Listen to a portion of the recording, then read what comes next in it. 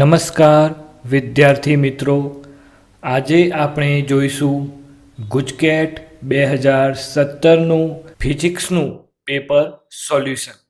આપણો પ્રથમ પ્રશ્ન છે, સજાતીય વિદ્યુતભાર અને સમાન પૃષ્ઠ વિદ્યુતભાર સિગ્માવાળા બે પાતળા અનંત પરિમાણવાળા સમાંતર સમતલોની વચ્ચે અને તેમની બહાર વિદ્યુત ક્ષેત્રની તીવ્રતા અનુક્રમે ખાલી જગ્યા અને ખાલી જગ્યા હશે. તો અહીં આપણી પાસે બે સમાંતર સમતલો છે. તો આ બંને સમાંતર સમતલો પર સજાતીય વિદ્યુતભાર અને સમાન પૃષ્ઠ ઘનતા છે. પરિણામે બંને સમતલો, સમતલ 1 અને સમતલ 2 ના કારણે ઉદ્ભવતું વિદ્યુત ક્ષેત્ર એ સમાન મૂલ્યનું, એટલે કે E1 બરાબર E2 બરાબર સિગ્મા અપોન 2 એપ્સાયલોન 0 જેટલું મળે છે. હવે આપણે સમતલની વચ્ચે અને સમતલના બહારના વિસ્તારમાં વિદ્યુત ક્ષેત્ર કેટલું હશે એ શોધવું છે. તો અહીં પ્રથમ સમતલના કારણે ઉદ્ભવતું વિદ્યુત ક્ષેત્ર આપણે E1 લઈએ, જે આ તરફ પણ હશે અને આ તરફ પણ હોય. એ જ રીતે વિદ્યુત ક્ષેત્ર E1 અહીંયા પણ આપણને જોવા મળે. બીજી પ્લેટના કારણે મળતું વિદ્યુત ક્ષેત્ર E2 એ આપણને આ તરફ મળશે. એ જ રીતે અહીંયા પણ મળશે E2, અને અહીંયા પણ આપણને વિદ્યુત ક્ષેત્ર E2 મળશે.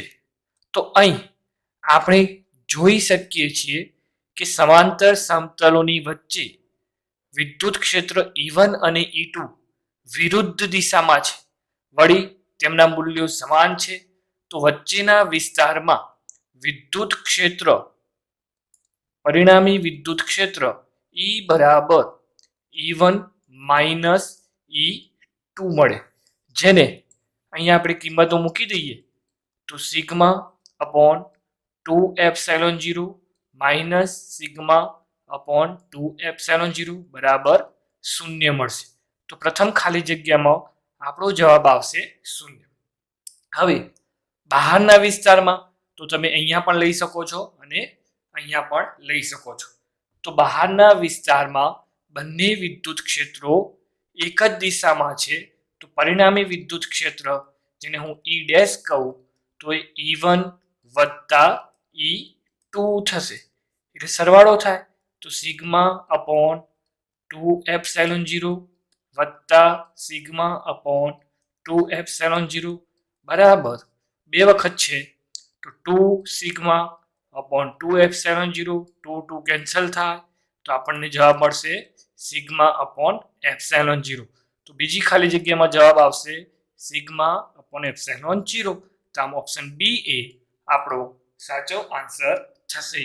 પ્રશ્ન 2, આકૃતિમાં દર્શાવેલ વિદ્યુત ભારોના વિતરણમાં બંધ પૃષ્ઠ P અને બંધ પૃષ્ઠ Q સાથે સંકળાયેલ વિદ્યુત ફ્લક્સ અનુક્રમે ખાલી જગ્યા અને ખાલી જગ્યા છે. તો બંધ પૃષ્ઠ P સાથે સંકળાયેલ ફ્લક્સ ફાઈ P બરાબર ઘેરાયેલ વિદ્યુતભાર Q ઇન ભાગ્યા એપ્સાયલોન 0. તો અહીં P માં ઘેરાયેલ વિદ્યુતભાર તો Q minus Q minus Q, આ ત્રણેય વિદ્યુતભારોનો સરવાળો કરીએ અને ભાગ્યા એપ્સાયલોન 0 તો આપણને જવાબ મળશે માઇનસ Q બાય એપ્સાયલોન 0. એ જ રીતે Q પૃષ્ઠ સાથે સંકળાયેલ ફ્લક્સ ફાઈ Q બરાબર Q ઇન બાય એપ્સાયલોન 0 બરાબર, તો અહીંયા પ્લસ Q વત્તા પ્લસ Q માઇનસ Q ભાગ્યા એપ્સાયલોન 0, કારણ કે બે પ્લસ છે અને એક માઇનસ Q વિદ્યુતભાર છે. તો અહીંયા આપણને જવાબ મળે છે Q બાય એપ્સાયલોન 0. તો પ્રથમમાં માઇનસ, બીજામાં પ્લસ, તો આમ ઓપ્શન સી આપણો સાચો આન્સર થશે. પ્રશ્ન 3, કેપેસિટન્સનું પારિમાણિક સૂત્ર ખાલી જગ્યા છે. અહીં વિદ્યુતભારનું પરિમાણ ક્યુ લો. આપણને અહીં કેપેસિટન્સનું પારિમાણિક સૂત્ર શોધવાનું કહ્યું છે. તો આપણે જાણીએ છીએ કે કેપેસિટન્સ સી બરાબર ક્યુ બાય વી છે. વળી આપણે જાણીએ છીએ તે પ્રમાણે સ્થિતિમાન વી બરાબર એકમ ધન વિદ્યુત ભાર પર કરવું પડતું કાર્ય, તો ડબલ્યુ બાય ક્યુ છે, એને અહીંયા મૂકીએ તો સી બરાબર ક્યુ બાય ડબલ્યુ છેદનો છેદ અંશમાં જશે તો આપણને ક્યુ સ્ક્વેર મળશે. તો હવે ક્યુનું પરિમાણ તો ક્યુ જ લેવાનું છે, તો ક્યુ સ્ક્વેર, અને કાર્યનું પરિમાણ આપણે જાણીએ છીએ તે પ્રમાણે m1 L2 T માઇનસ 2. તો એને ઉકેલીએ તો સી નું પરિમાણ આપણને મળે m minus 1 L minus 2 T plus 2 Q plus 2. આમ આપણે જોઈ શકીએ છીએ તેમ ઓપ્શન ડી એ આપણો સાચો આન્સર થશે. પ્રશ્ન 4. એક વિસ્તારમાં નિયમિત વિદ્યુત ક્ષેત્ર x દિશામાં પ્રવર્તે છે. તેમાં P, Q અને R બિંદુના યામ અનુક્રમે 00, 20 અને 02 છે. તો આ બિંદુઓ પાસેના સ્થિતિમાનો માટે નીચેનામાંથી કયો વિકલ્પ સાચો છે? તો અહીં આપણે XY યામ પદ્ધતિ લઈ લઈએ. આપણને 3 યામ આપેલા છે. એક છે 00 યામ, તો એ આપણને અહીંયા મળશે જે P બિંદુ છે. 20 યામ જે Q બિંદુ પાસે છે, અને 02 યામ કે જે R બિંદુ પાસે છે. વિદ્યુત ક્ષેત્ર x દિશામાં છે, તો આ આપણી x દિશા છે, તો વિદ્યુત ક્ષેત્ર આપણને આ તરફ મળે. તો વિદ્યુત ક્ષેત્ર ધનથી ઋણ તરફ હોય એ પ્રમાણે જોઈએ તો અહીં P અને R બિંદુ પાસે સ્થિતિમાન સમાન મળે, એટલે કે VP બરાબર VR થશે. હવે અંતર વધે તેમ સ્થિતિમાન ઘટે, તો આમ Q પાસેનું સ્થિતિમાન જે હશે એ VP કરતા ઓછું હોય. તો આ બંનેને સાંકળતો ઓપ્શન આપણે જોઈ શકીએ છીએ કે VP ગ્રેટર ધેન VQ અને VP બરાબર VR એવો ઓપ્શન બી છે. તો ઓપ્શન બી એ આપણો સાચો આન્સર થશે. પ્રશ્ન 5. સમાન વિદ્યુત ક્ષેત્ર સદિશ E ને સમાંતર મૂકેલ સદિશ P વિદ્યુત ડાયપોલ મોમેન્ટ ધરાવતી વિદ્યુત ડાયપોલને વિદ્યુત ક્ષેત્રમાં 180 ડિગ્રી જેટલું ભ્રમણ કરાવતા થતું કાર્ય ખાલી જગ્યા હશે. તો અહીં સમાન વિદ્યુત ક્ષેત્રમાં આપણે જ્યારે ડાયપોલ મૂકીએ ત્યારે થતું કાર્ય W બરાબર PE cos θ1 માઇનસ cos θ2 સૂત્રનો ઉપયોગ કરીને આપણે શોધી શકીએ છીએ. તો અહીં પહેલા જુઓ સમાંતર મૂકેલી છે. હવે સમાંતર મૂકેલી હોય એટલે કે θ1 એ કિસ્સામાં 0 ડિગ્રી થાય, પછી 180 ડિગ્રીનું ભ્રમણ આપીએ છીએ તો θ2 બરાબર 180 ડિગ્રી. તો અહીં કિંમતો મૂકી દઈએ તો થતું કાર્ય W બરાબર PE કૌંસમાં cos 0 માઇનસ cos 180 ડિગ્રી. તો થયેલું કાર્ય W બરાબર PE કૌંસમાં cos 0 ની કિંમત 1 માઇનસ cos 180 ની કિંમત -1 થાય. તો અહીં કૌંસમાં માઇનસ માઇનસ પ્લસ, તો 2 થશે, તો જવાબ થશે 2PE. આમ ઓપ્શન એ આપણો સાચો આન્સર થશે. પ્રશ્ન 6. ઉપર દર્શાવેલ વિદ્યુત પરિપથમાં 10 ઓહ્મના અવરોધમાંથી વહેતો વિદ્યુત પ્રવાહ 2.5 એમ્પિયર છે. તો અવરોધ R નું મૂલ્ય ખાલી જગ્યા છે. તો અહીં આપણને 50 વોલ્ટની બેટરીમાંથી આપણને I જેટલો પ્રવાહ વહે છે, જે અહીં બે ભાગમાં વહેંચાય છે. અહીં I1 પ્રવાહ જાય છે, જ્યારે અહીં I2 જેટલો પ્રવાહ મળે છે. તો આપણે આકૃતિ પરથી કહી શકાય કે I બરાબર I1 પ્લસ I2 છે. હવે અહીં તમે જોઈ શકો છો કે 10 ઓમ અને 40 ઓમ અવરોધ સમાંતર જોડાણમાં છે, જેથી બંને અવરોધના છેડાઓ વચ્ચે સ્થિતિમાનનો તફાવત એક સમાન મળે. તો 10 ઓમના અવરોધ માટે આપણે સ્થિતિમાનનો તફાવત શોધીએ તો V બરાબર I1 ઇન્ટુ R સૂત્ર પરથી તો આપણે I1 પ્રવાહ આપેલો છે 2.5, તો 2.5 ગુણ્યા અવરોધ છે 10, તો આપણને સ્થિતિમાનનો તફાવત 25 મળશે. એ જ રીતે 40 ઓમના અવરોધના બે છેડા વચ્ચે પણ સ્થિતિમાનનો તફાવત 25 વોલ્ટ જ હોય, તો V બરાબર I2 R સૂત્ર વાપરીએ આપણે તો અહીં V તો 25 વોલ્ટ છે જ, બરાબર I2 આપણે શોધવો છે. અવરોધ તમે જોઈ શકો છો એ પ્રમાણે ગુણ્યા 40 ઓમ. તો I2 ને જો કરતા બનાવીએ તો I2 બરાબર 25/40. તો 25/40 આપણે કરીશું તો એ આપણને 0.625 મળે છે. તો હવે આપણો કુલ પ્રવાહ જે છે I એનો સરવાળો કરીએ તો I બરાબર 2.5 એમ્પિયર વત્તા 0.625 એમ્પિયર, તો આપણને I મળશે 3.125 એમ્પિયર. તો હવે તમે જોઈ શકો છો કે બેટરીમાંથી આપણને 50 વોલ્ટ મળે છે.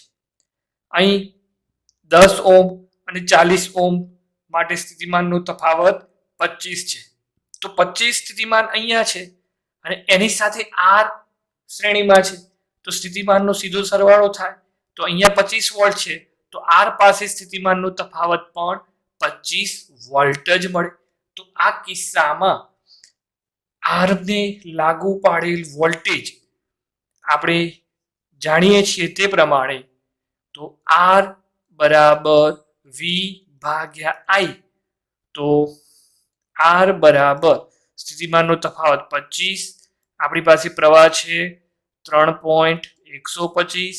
હવે આનો ગુણોત્તર કેલ્ક્યુલેટરની મદદથી શોધીએ તો આપણને R 8 ઓમ જેટલો મળે છે.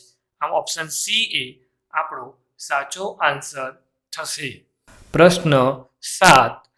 એક કાર્બન અવરોધ પર અનુક્રમે બ્રાઉન, રેડ, ઓરેન્જ અને સિલ્વર કલરના પટ્ટા છે, તો તે અવરોધનું મૂલ્ય ખાલી જગ્યા છે. તો અહીં આપણને brown colour, red colour, orange colour અને સિલ્વર કલર આપેલો છે. આપણે જાણીએ છીએ તે પ્રમાણે પ્રથમ કલર એ દશકનો અંક દર્શાવે, જ્યારે બીજો કલર એ એકમનો અંક દર્શાવે છે અને ત્રીજો કલર એ 10ની ઘાત દર્શાવે છે, જ્યારે ચોથો કલર એ વિચલન ટોલરન્સ દર્શાવે છે.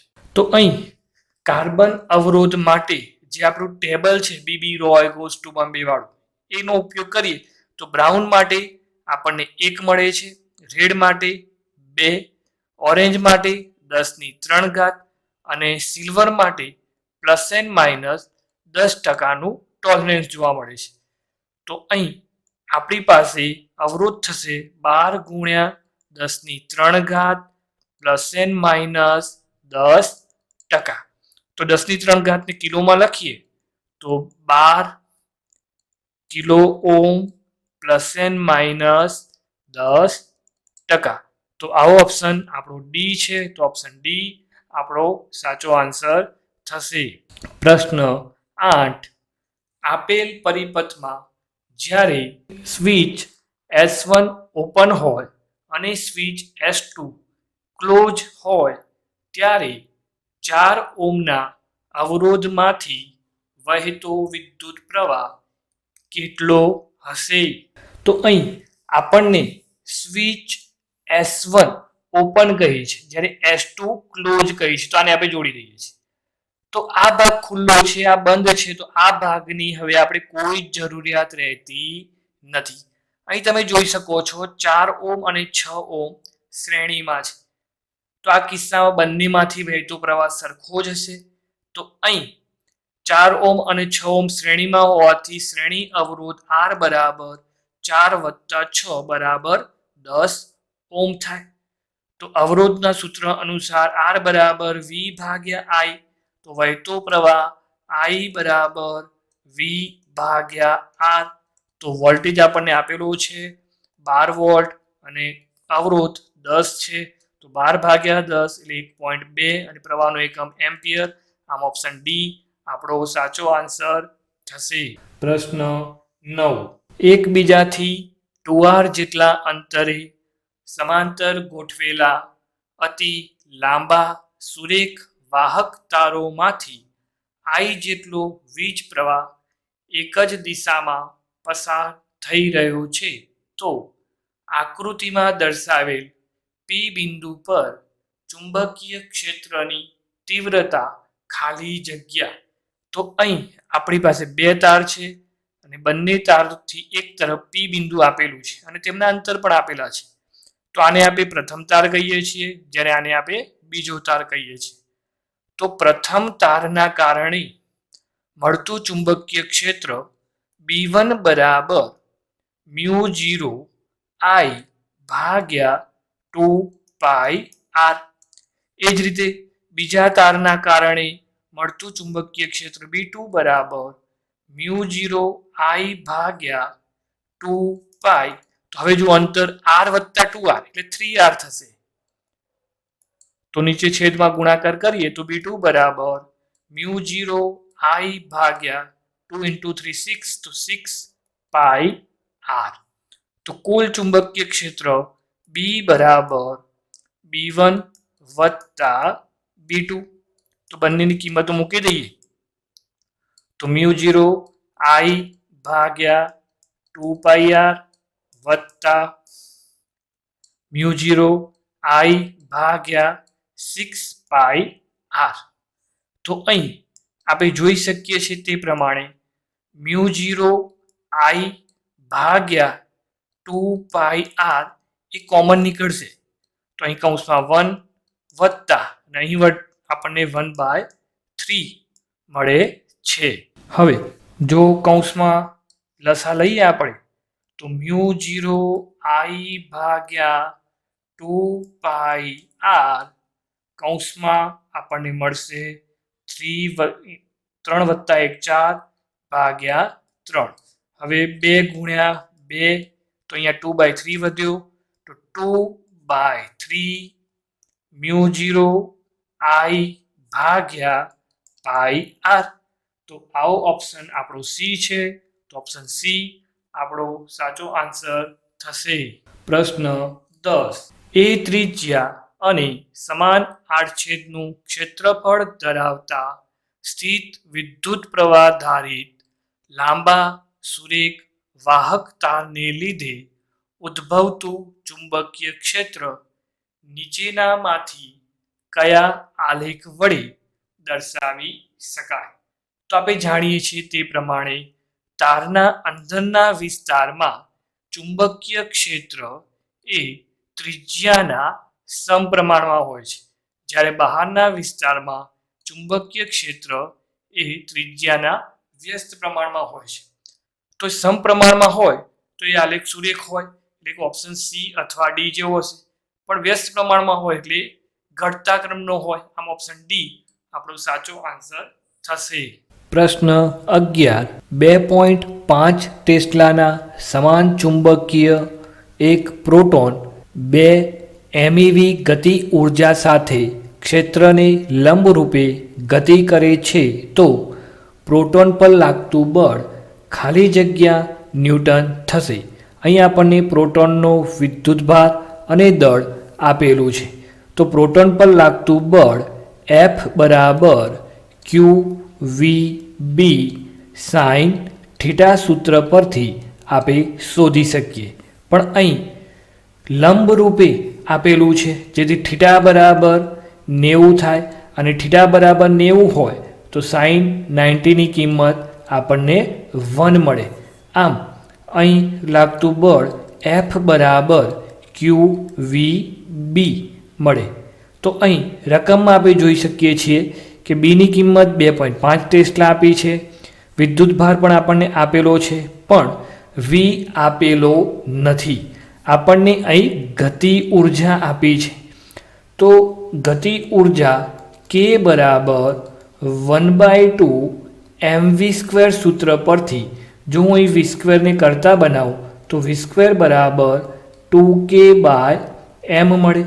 તો અહીં આપણે વીને કરતા બનાવીએ તો વી બરાબર √2k/m આપણને મળે છે.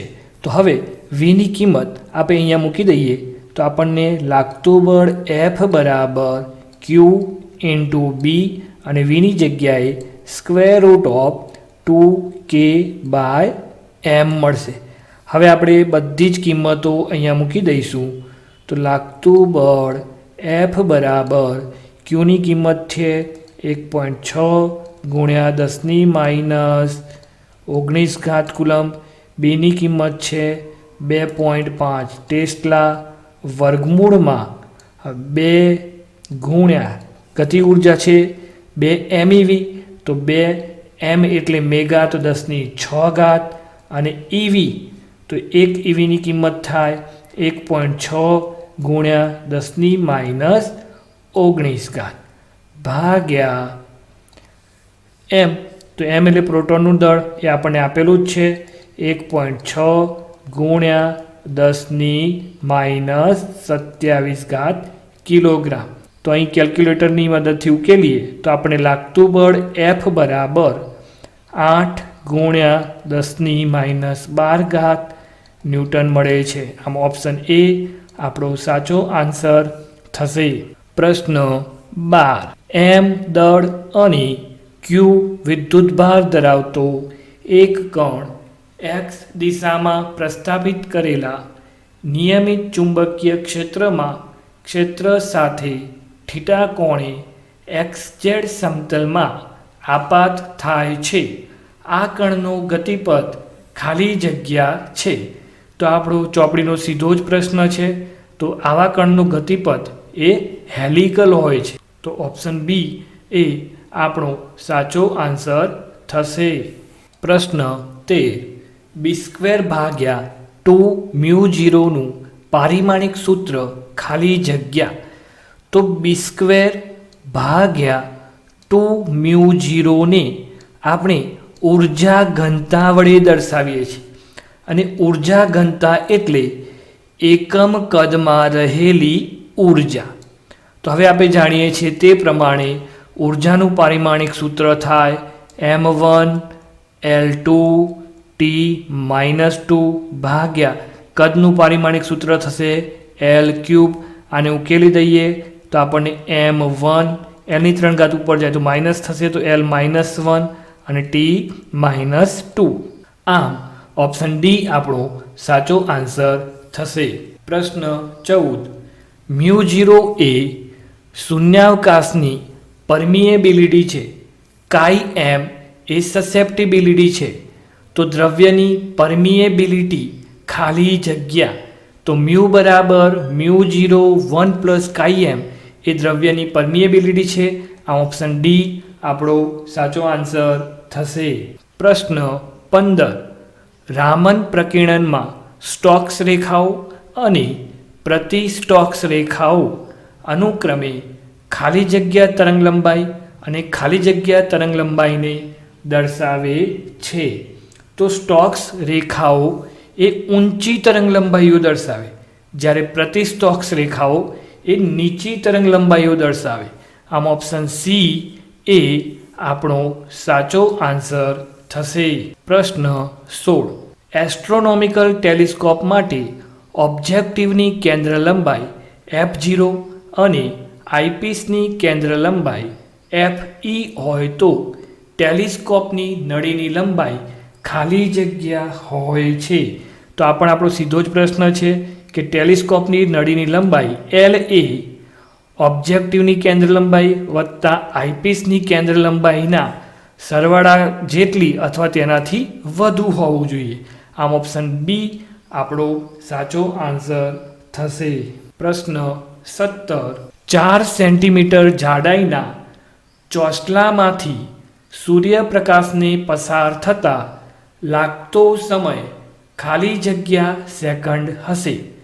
ચોસલાના દ્રવ્યનો વક્રીભવનાંક 1.5 છે. અહીંયા આપણને ચોસલાની જાડાઈ ડી અને વક્રીભવનાંક એન આપેલો છે અને સમય શોધવાનો કયો છે. તો આપણે જાણીએ છીએ તે પ્રમાણે વક્રીભવનાંક એન બરાબર શૂન્યાવકાશમાં પ્રકાશનો વેગ ભાગ્યા માધ્યમમાં પ્રકાશનો વેગ. તો હું અહીં વીને કરતા બનાવું તો વી બરાબર સી ભાગ્યા મ્યુ મળે. આપણે સીની કિંમત જાણીએ છીએ 3 × 10⁸. આપણને વક્રીભવનાંક એન અથવા મ્યુ જે કહેવાય એ આપેલો છે 1.5. તો આપણને અહીં જવાબ મળશે વી બરાબર 2 × 10⁸ મીટર પ્રતિ સેકન્ડ. હવે આપણે જાણીએ છીએ તે પ્રમાણે વેગ બરાબર અંતર ભાગ્યા સમય પણ થાય. તો સમયને કરતા બનાવો તો સમય ટી બરાબર ડી ભાગ્યા વી. તો અહીંયા કેટલું અંતર કાપવું છે? 4 સેન્ટીમીટર. એને મીટરમાં ફેરવો તો 4 × 10⁻² મીટર. વેગ આપેલો છે 2 × 10⁸. તો અહીંયા ગુણોત્તર કરીએ તો 4/2 એટલે 2 10⁸ ઉપર જાય તો માઇનસ થશે તો 2 × 10⁻10. તો આમ ઓપ્શન ડી આપણો સાચો આન્સર થશે. પ્રશ્ન 18. 12.5 સેન્ટીમીટર કેન્દ્ર લંબાઈ ધરાવતો બહિર્ગોળ લેન્સનો સાદા માઇક્રોસ્કોપ તરીકે ઉપયોગ કરવામાં આવે છે. જ્યારે વસ્તુનું પ્રતિબિંબ અનંત અંતરે મળે ત્યારે મોટવણી ખાલી જગ્યા થશે. સામાન્ય દ્રષ્ટિ માટે નિયર પોઈન્ટ 25 સેન્ટીમીટર લો. તો મોટવણી અહીં આપણને શોધવાની કહી છે. તો સાદા માઇક્રોસ્કોપ માટે મોટવણી એમ બરાબર ડી ભાગ્યા એફ સૂત્ર પરથી શોધી શકાય. જ્યાં ડી એ આપણું નિયર પોઈન્ટ અંતર એટલે કે 25 સેન્ટીમીટર છે ભાગ્યા કેન્દ્ર લંબાઈ એ 12.5 સેન્ટીમીટર થશે. તો એનો ગુણોત્તર લઈએ તો આપણને 2 જવાબ મળશે. આમ ઓપ્શન સી આપણો સાચો આન્સર થશે. પ્રશ્ન 19. ડેવિસન ગર્મરના પ્રયોગમાં ફિલામેન્ટમાંથી ઉત્સર્જિત ઇલેક્ટ્રોનને વી વોલ્ટેજથી પ્રવેગિત કરવામાં આવે તો તે ઇલેક્ટ્રોનની ડ બ્રોગલી તરંગલંબાઈ ખાલી જગ્યા મીટર થાય. આમ જોવા જઈએ તો આ સીધો જ પ્રશ્ન છે અને ઓપ્શન ડી આપણો સાચો આન્સર થાય.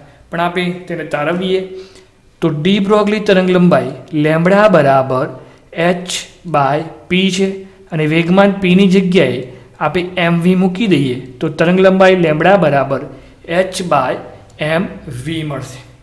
હવે આપણે જાણીએ છીએ તે પ્રમાણે ગતિ ઉર્જા E બરાબર 1/2 mv² છે અને ગતિ ઉર્જાને આપણે EV વડે પણ દર્શાવી શકીએ છીએ જ્યાં V એ સ્ટોપિંગ પોટેન્શિયલ છે.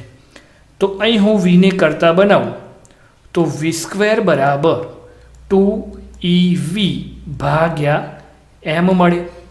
તો v બરાબર √2EV/m.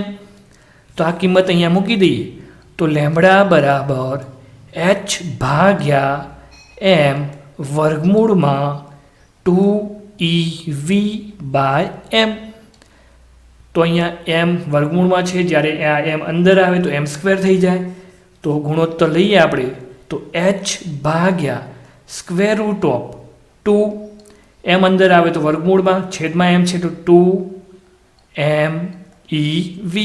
તો આવો ઓપ્શન આપણી પાસે ડી છે. તો ઓપ્શન ડી આપણો સાચો આન્સર થશે. પ્રશ્ન 20. 1 EV અને 2.5 EV ઉર્જા ધરાવતા ફોટોનને 0.5 EV વર્ક ફંક્શન ધરાવતી ધાતુ પર વારાફરતી આપાત કરવામાં આવે છે. તો ઉત્સર્જિત થતા ઇલેક્ટ્રોનની મહત્તમ ઝડપનો ગુણોત્તર ખાલી જગ્યા. તો આપણે જાણીએ છીએ તે પ્રમાણે આઇન્સ્ટાઈનના ફોટોઇલેક્ટ્રિક અસરના સમીકરણ અનુસાર 1/2 mv² મેક્સિમમ એટલે કે મહત્તમ ગતિ ઉર્જા એ hf -φ0 જેટલી હોય છે. જ્યાં hf ને આપણે e વડે દર્શાવીએ તો 1/2 mv² મેક્સિમમ બરાબર e -φ0. આપણે ઝડપનો ગુણોત્તર શોધવો છે તો v મેક્સિમમ ને આપણે કરતા બનાવીશું તો v² મેક્સિમમ બરાબર 2e -φ0/m મળશે. હવે એ જ રીતે v ને કરતા બનાવી દઈએ તો v મેક્સિમમ બરાબર √2e -φ0/m મળે. તો આપણે પ્રથમ ઝડપ માટે તો v મેક્સિમમ 1 બરાબર √2 તો તેની ઉર્જાને E1 કહીએ તો E1 -φ0/દળ m. એ જ રીતે બીજા માટે v મેક્સિમમ 2 બરાબર √2e2 -φ0/m મળશે. તો હવે આપણે ઝડપનો ગુણોત્તર શોધી લઈએ તો v મેક્સિમમ 1/v મેક્સિમમ 2 બરાબર તો અહીંયા જુઓ 2 અને m બંનેમાં છે માટે કેન્સલ આઉટ થાય તો √E1 -φ0/E2 -φ0 મળશે. તો આપણી પાસે E1 1 eV છે, E2 2.5 eV છે અને φ0 0.5 eV છે. તો આ કિંમત આપણે મૂકી દઈએ અહીંયા તો v મેક્સિમમ 1/v મેક્સિમમ 2 બરાબર √1 -0.5 E2 ની કિંમત 2.5 છે તો 2.5 ઓછા 0.5. તો અહીં આપણે સોલ્વ કરીએ તો 1 ઓછા 0.5 એટલે 0.5 મળશે અને છેદમાં 2 મળશે. તો આપણે સમીકરણને જો ઉપર નીચે 2 વડે ગુણી નાખીએ તો અંશમાં આપણને 1 મળે જ્યારે છેદમાં 4 મળશે અને તેનું વર્ગમૂળ કાઢીએ તો આપણને 1/2 આન્સર મળે છે. તો 1/2 આન્સર પ્રમાણે આપણે કહી શકીએ કે ઝડપનો ગુણોત્તર એ 1/2 છે. આમ ઓપ્શન બી આપણો સાચો આન્સર થશે. પ્રશ્ન 21. એક એસી જનરેટરની કોઇલમાં 100 આંટાઓ છે અને તેના આડછેદનું ક્ષેત્રફળ 2.5 મીટર². છે. કોઇલ 60 રેડિયન સેકન્ડ ઇન્વર્સના કોણીય વેગથી 0.3 ટેસ્લાના સમાન ચુંબકીય ક્ષેત્રમાં ભ્રમણ કરે છે તો જનરેટરમાં ઉદ્ભવતું મહત્તમ વિદ્યુત સ્થિતિમાન બરાબર ખાલી જગ્યા કિલોવોલ્ટ છે. તો જનરેટરમાં ઉદ્ભવતું મહત્તમ વિદ્યુત સ્થિતિમાન v મેક્સિમમ બરાબર NAB સૂત્ર પરથી આપણે શોધી શકીએ છીએ. તો અહીં આપણી પાસે બધી જ કિંમતો છે જે આપણે મૂકી દઈએ તો v મેક્સિમમ બરાબર n ગુણ્યા તો એની જગ્યાએ 100, એની જગ્યાએ 2.5, બીની જગ્યાએ 0.3 અને ઓમેગાની જગ્યાએ 60 છે. હવે તેને કેલ્ક્યુલેટરની મદદથી આપણે ઉકેલીએ તો આપણને 4500 જવાબ મળે છે. પણ 4500 જવાબ આપણને નથી આપ્યો, જવાબ કિલોવોલ્ટમાં માંગેલો છે. તો આપણે તેને 4.5 ગુણ્યા 10³ વોલ્ટ લખી શકીએ અને 10³ એટલે કિલોવોલ્ટ તો 4.5 કિલોવોલ્ટ. આમ ઓપ્શન બી આપણો સાચો આન્સર થશે. પ્રશ્ન 22. આર અને એલ એ અનુક્રમે અવરોધ અને આત્મપ્રેરકત્વ દર્શાવે છે. ખાલી જગ્યા એ સમયનું પરિમાણ ધરાવે છે. તો અહીં આપણે ચારેય ઓપ્શનોને પારિમાણિક સૂત્રો સાથે સરખાવી જેનો એકમ સેકન્ડ આવે તે આપણું સમયનું પરિમાણ થાય. તો એ રીતે L/R એ આપણું સમયનું પરિમાણ દર્શાવે છે. પ્રશ્ન 23. એક એસી પરિપથમાં 3 મિલીએમ્પિયર પ્રવાહ તથા 210 વોલ્ટ વિદ્યુત સ્થિતિમાનનો તફાવત છે. જો પરિપથમાં વપરાતો પાવર 63 વોટ હોય તો પાવર ફેક્ટર ખાલી જગ્યા. તો અહીં પાવરનું સમીકરણ P = VI cos phi છે. તમે વીને VRMS અને આઈને IRMS લખી શકો છો. પાવર ફેક્ટર આપણી પાસે cos phi છે. તો cos phi ને કરતા બનાવીએ તો cos phi = P/VI. પીની કિંમત આપણી પાસે 63 વોલ્ટ છે, વીની કિંમત 210 વોલ્ટ ગુણ્યા આઈની કિંમત 3. તો તેને ગુણાકાર કરીએ તો નીચે 210 ગુણ્યા 3 એટલે 630 થઈ જશે. જેથી આનો ગુણોત્તર આપણે કરીએ તો cos phi = 0.10 મળશે. આમ ઓપ્શન ડી આપણો સાચો આન્સર થશે. પ્રશ્ન 24. આપેલ એસી પ્રવાહ I = 50 cos 100t + 45 degree ampere માટે પ્રવાહનું RMS મૂલ્ય ખાલી જગ્યા એમ્પિયર છે. તો અહીંયા આપણે જાણીએ છીએ કે જે 50 છે તે આપણું મહત્તમ મૂલ્ય દર્શાવે છે પ્રવાહનું. તો IRMS = Im/√2 થશે. તો IM આપણને આપેલો છે 50, તો 50/√2.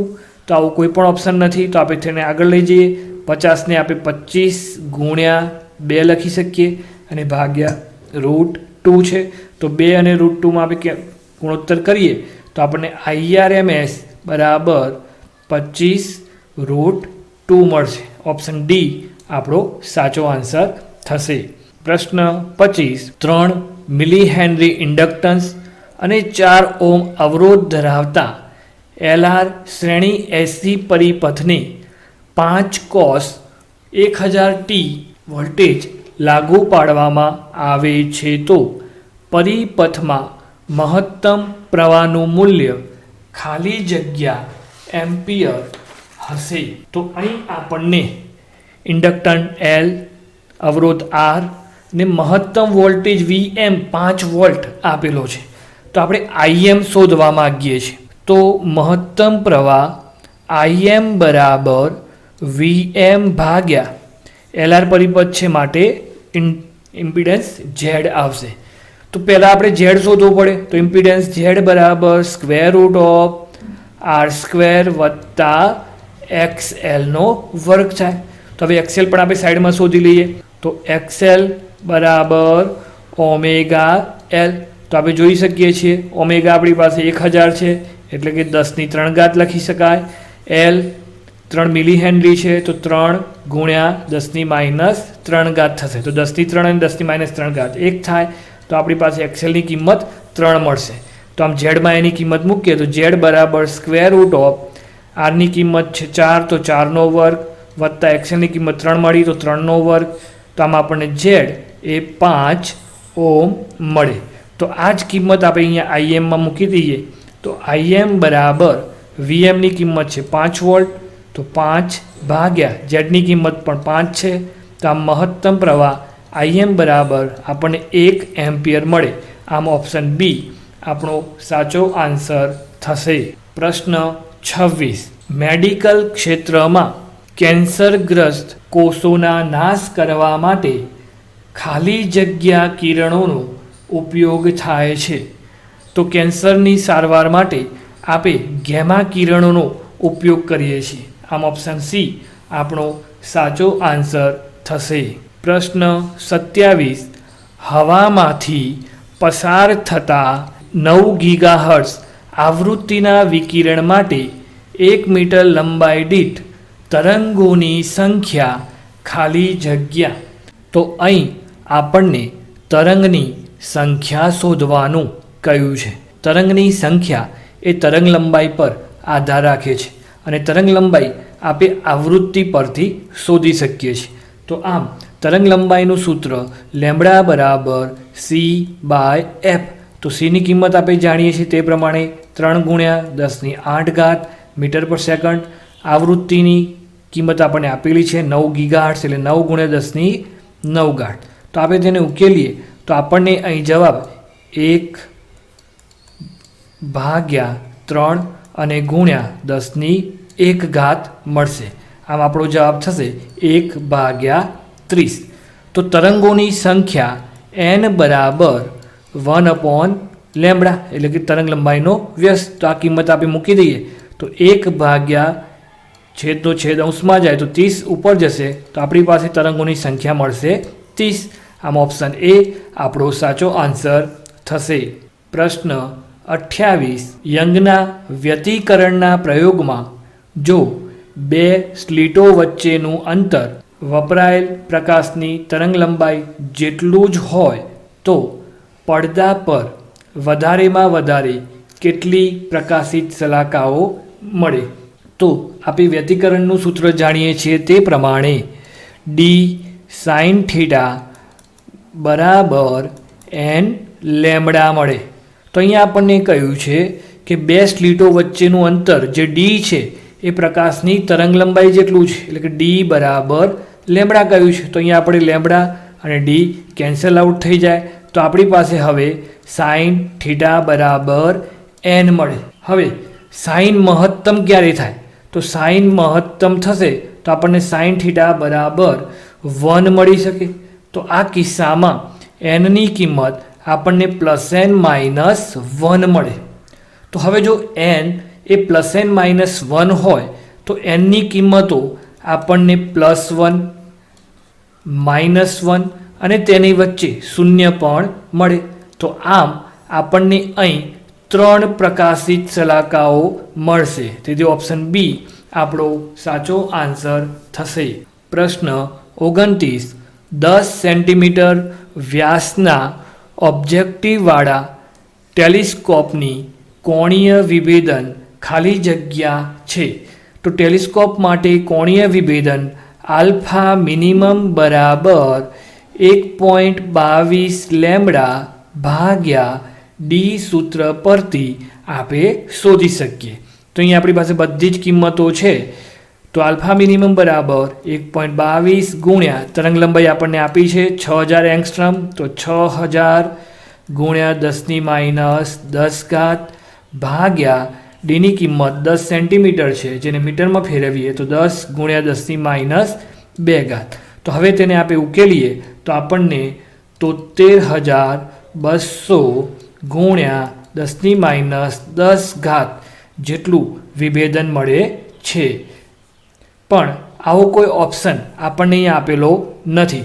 તો અહીંયા આપણે ઘાતને વધારીએ તો આપણને 7.32 × 10⁻6 રેડિયન મળશે, જે ઓપ્શન ડી દર્શાવે છે.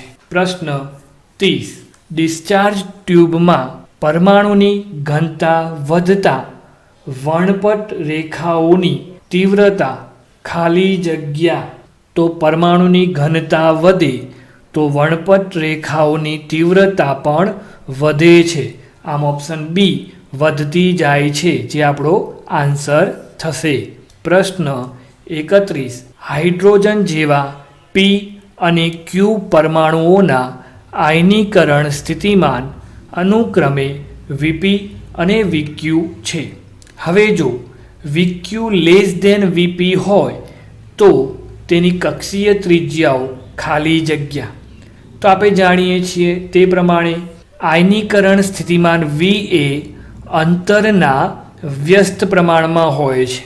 તો અહીં આપણને કહ્યું છે કે વીક્યુનું સ્થિતિમાન એ વીપી કરતાં નાનું છે. તો ત્રિજ્યા પણ ઉલટ થઈ જશે. તો ક્યુની ત્રિજ્યા એ પીની ત્રિજ્યા કરતાં વધુ મળે. તો આમ આપણે લખી શકીએ કે આરપી લેસ ધેન આરક્યુ. નામ આપણો ઓપ્શન બી એ સાચો આન્સર થશે. પ્રશ્ન 32. આપેલ ન્યુક્લિયર પ્રક્રિયા નીચે મુજબ છે. 4 બેરિલિયમ 9 વત્તા 2 હિલિયમ 4 એની પ્રક્રિયા સ્વરૂપે 6 કાર્બન 12 વત્તા એક્સ. આ પ્રક્રિયામાં એક્સ શું દર્શાવે છે? તો અહીં એક્સ શોધવા માટે આપણે પરમાણુ ક્રમાંક અને પરમાણુ ભારાંક સરખાવવા પડે. તો સૌથી પહેલાં આપણે પરમાણુ ક્રમાંક સરખાવીએ તો અહીં ડાબી બાજુએ 4 વત્તા 2 જ્યારે જમણી બાજુએ 6 વત્તા એક્સ છે. તો એને આપણે ઉકેલીએ તો આપણને એક્સ બરાબર 0 મળે છે. હવે એક્સ બરાબર 0 હોય તો આપણી પાસે પ્રોટોન નથી એવું કહી શકીએ. હવે આપણે પરમાણુ ભારાંક સરખાવીએ તો પરમાણુ ભારાંક સરખાવવામાં આવે તો ડાબી બાજુએ 9 વત્તા 4 બરાબર જમણી બાજુએ 12 વત્તા એક્સ. તો અહીં એક્સ બરાબર આપણને 1 મળે છે. એટલે કે પરમાણુ ભારાંકમાં એક અંકનો વધારો થાય છે. તો પરમાણુ ક્રમાંક તો 0 થાય છે એટલે પ્રોટોન નથી. જો પ્રોટોન નથી તો વધારો હવે કોનો થાય? એટલે ન્યુટ્રોનનું. આમ ઓપ્શન એ ન્યુટ્રોન એ આપણો સાચો આન્સર થશે. પ્રશ્ન 33. એક રેડિયો એક્ટિવ તત્વનો અર્ધ આયુ 5 મિનિટ છે તો 20 મિનિટને અંતે તેનો કેટલા ટકા જથ્થો વિભંજિત થશે? તો અહીં આપણને અર્ધ આયુ T1/2 બરાબર 5 મિનિટ આપેલો છે અને કુલ સમય T એ 20 મિનિટ આપેલો છે. તો વિભંજનની સંખ્યા n બરાબર આપણે T ભાગ્યા T1/2 સૂત્ર પરથી શોધી શકીએ છીએ. તો અહીં આપણી પાસે T એ 20 મિનિટ છે જ્યારે અર્ધાયુ એ 5 મિનિટ છે. તો આપણને વિભંજનની સંખ્યા એ 20 ભાગ્યા 5 એટલે 4 મળે છે. તો હવે કેટલો જથ્થો વિભંજિત થશે તે શોધવું હોય તો એ માટે આપણે n અને n0 જાણતા હોવા જોઈએ. આપણે જાણીએ છીએ તે પ્રમાણે n ભાગ્યા n0 બરાબર 1/2 સ્મોલ n ઘાત. તો આપણી પાસે nની કિંમત છે તો 1/2 4 ઘાત બરાબર 1/16 થશે. હવે વિભંજિત જથ્થો કેટલો મળશે? તો વિભંજિત જથ્થો બરાબર n0 માઇનસ n ભાગ્યા n0 અને ગુણ્યા 100%. તો તેને અહીંયા આપણે કિંમત મૂકીએ તો અહીં આપણે જોઈ શકીએ છીએ કે સ્મોલ nની જગ્યાએ આપણે n0 ભાગ્યા 16 લખી શકીએ. તો આ કિંમત અહીંયા મૂકી દઈએ તો વિભંજિત જથ્થો બરાબર n0 માઇનસ n0 ભાગ્યા 16 ભાગ્યા n0 અને તેની સાથે ગુણ્યા 100%. તો અહીં આપણે ઉકેલીએ તો 16 અહીંયા આવે તો 16 n0 ઓછા n0 તો 15 n0 ભાગ્યા આ 16 છેદમાં જાય તો 16 n0 ગુણ્યા 100%. તો અહીં n0 કેન્સલ થશે તો 15 ભાગ્યા 16 ગુણ્યા 100 કરવામાં આવે તો આને કેલ્ક્યુલેટરની મદદથી જ્યારે આપણે ઉકેલીશું તો ત્યારે આપણને 93.75% જવાબ મળે છે. આમ ઓપ્શન ડી આપણો સાચો આન્સર થશે. પ્રશ્ન 34. નીચે દર્શાવેલ લોજિક ગેટ્સનું સંયોજન કયો ગેટ દર્શાવે છે? તો અહીં આપણે ટ્રુથ ટેબલનો ઉપયોગ કરી શકીએ છીએ અથવા સમીકરણ દ્વારા પણ લોજિક ગેટ્સનો ઉકેલ શોધી શકીએ છીએ. તો આપણે અહીંયા સમીકરણનો ઉપયોગ કરીશું. તો અહીં ઇનપુટ એ છે જે નોટ ગેટને આપેલો છે તો નોટ ગેટનો આઉટપુટ આપણને અહીં A12 મળશે. હવે અહીં ઇનપુટ બી પણ નોટ ગેટને આપ્યો છે તેથી તેનો આઉટપુટ પણ B12 મળશે. હવે A12 અને B12 અહીં ઓર ગેટને આપેલો છે તો ઓર ગેટનો આઉટપુટ A12 પ્લસ B12 થશે.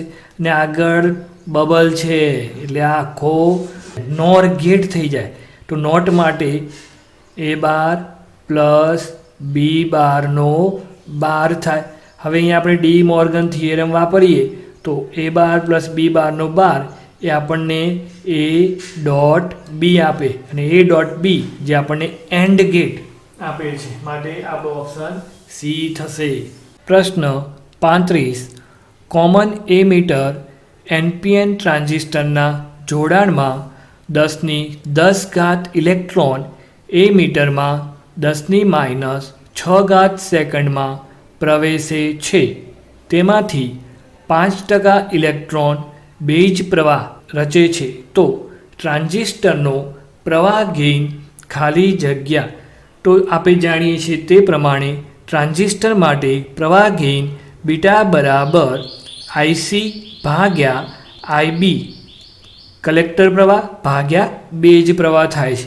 હવે અહીંયા આપણને કહ્યું છે તે પ્રમાણે એમીટરનો 5% પ્રવાહ બેઝ પ્રવાહ રચે છે એટલે કે આઈબી જે છે એ 5% એમીટર પ્રવાહ છે. તો એ જ રીતે જો 5% એમીટરનો પ્રવાહ આઈબીમાં જાય તો બાકીનો 95% પ્રવાહ કલેક્ટરનો બનશે. તો 95% આઈ.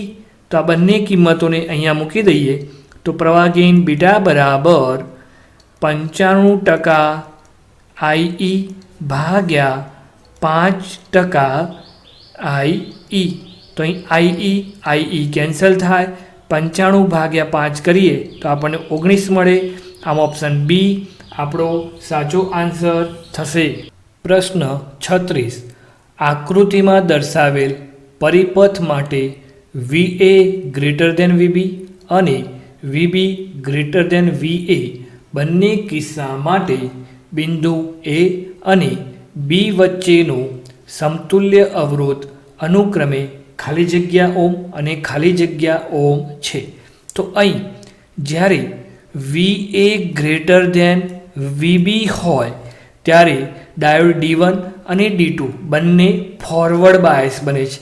તો આ કિસ્સામાં તેમનો અવરોધ શૂન્ય હોય છે.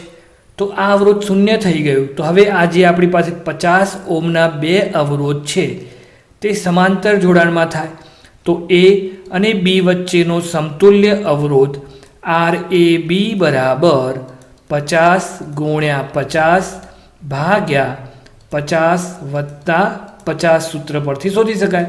તો ઉપર 50 × 50 એટલે 2500 અને છેદમાં 100. તો આપણને અહીં 25 ઓમ જવાબ મળે. બીજા કિસ્સામાં વાત કરીએ તો VB ગ્રેટર ધેન VA હોય ત્યારે અહીં D1 અને D2 બંને રિવર્સ બાયસમાં મળે છે. હવે જો બંને રિવર્સ બાયસમાં હોય તો બંનેનો અવરોધ અનંત થઈ જાય જેથી A અને B વચ્ચેનો સમતુલ્ય અવરોધ RAB પણ આપણને અનંત મળે છે. તો આમ આપણો પ્રથમ અવરોધ 25 અને બીજો અવરોધ અનંત મળે જેથી ઓપ્શન A આપણો સાચો આન્સર થશે. પ્રશ્ન 37 કેરિયર તરંગનો એમ્પ્લિટ્યૂડ 12 વોલ્ટ છે. જો AM તરંગનો મોડ્યુલેશન અંક 50% જેટલો હોય તો મોડ્યુલેટિંગ તરંગનો એમ્પ્લિટ્યૂડ ખાલી જગ્યા વોલ્ટ રાખવો પડે. તો આપણે જાણીએ છીએ તે પ્રમાણે મોડ્યુલેશન અંક MA ટકાવારીમાં દર્શાવીએ તો MA બરાબર EM/EC મળે છે. તો આપણે મોડ્યુલેટિંગ તરંગનો કંપવિસ્તાર શોધવો છે. તો EMને કરતા બનાવીએ તો EM બરાબર MA % × EC. તો હવે આપણે કિંમતો મૂકીએ તો મોડ્યુલેશન અંકની કિંમત 50% છે જ્યારે કેરિયર તરંગનો એમ્પ્લિટ્યૂડ એ 12 વોલ્ટ છે. તો 50%ને આપણે 50/100 વડે દર્શાવી શકીએ અને ગુણ્યા 12. તો અહીં 0 0 કેન્સલ થશે. 10/5 એટલે આપણને અહીંયા 2 મળે અને 12/2 એટલે આપણને 6 વોલ્ટ મળશે. આમ ઓપ્શન બી આપણો સાચો આન્સર થશે. પ્રશ્ન 38 HT ઊંચાઈના ટીવી ટાવરથી ટીવી તરંગોના પ્રસરણના વિસ્તારનું ક્ષેત્રફળ ખાલી જગ્યા તો વિસ્તારનું ક્ષેત્રફળ A બરાબર પાઈ ઇન્ટુ dt સ્ક્વેર. તો જે વિસ્તાર છે તેને ત્રિજ્યાનો વર્ગ થશે. તો વળી આપણે જાણીએ છીએ તે પ્રમાણે dt A square root of 2HT r સૂત્ર વડે દર્શાવી શકાય. તો આ કિંમતને હું અહીંયા મૂકી દઉં તો ક્ષેત્રફળ A બરાબર પાઈ, હવે વર્ગ છે અને અહીંયા વર્ગમૂળ છે તો આપણે અહીંયા 2HT r મળશે. તો પાઈ 2 અને r એટલે પૃથ્વીની ત્રિજ્યા એ અચળ છે તો આપણો A એ HTના સમપ્રમાણમાં થશે. તો ઓપ્શન ડી આપણો સાચો આન્સર થશે. પ્રશ્ન 39 અતિ દૂરના અંતરે તરંગ અગ્રનો આકાર ખાલી જગ્યા હોય છે. તો ખૂબ જ સરળ પ્રશ્ન પૂછેલો છે. તો અતિ દૂરના અંતરે તરંગ અગ્રનો આકાર સમતલ હોય છે. પ્રશ્ન 40 હાઇડ્રોજન પરમાણુમાં પ્રથમ ઉત્તેજિત અવસ્થામાં ઇલેક્ટ્રોનની કુલ ઉર્જા -3.4 eV છે. તો આ અવસ્થામાં ઇલેક્ટ્રોનની સ્થિતિ ઉર્જા ખાલી જગ્યા eV છે. તો અહીં આપણને E બરાબર -3.4 eV આપેલું છે. વળી આપણે જાણીએ છીએ તે પ્રમાણે જો ગતિ ઉર્જા x હોય તો સ્થિતિ ઉર્જા આપણને -2x મળે અને જેથી કુલ ઉર્જા એ ગતિ ઉર્જા વત્તા સ્થિતિ ઉર્જા એટલે કે -x જેટલી થશે. તો આપણને કુલ ઉર્જા આપી દીધી છે તો સ્થિતિ ઉર્જા શોધવી છે. તો તમે જોઈ શકો છો કે હું xને કરતાં બનાવું તો x બરાબર -e થઈ જાય. તો સ્થિતિ ઉર્જા u બરાબર -2 અને xની જગ્યાએ -e. તો સ્થિતિ ઉર્જા u બરાબર 2e મળશે. તો આમ સ્થિતિ ઉર્જા u બરાબર 2 ગુણ્યા એની કિંમત આપેલી છે -3.4 eV. તો ગુણાકાર કરીએ તો સ્થિતિ ઉર્જા બરાબર -6.8 eV મળશે. આમ ઓપ્શન સી આપણો સાચો આન્સર થશે.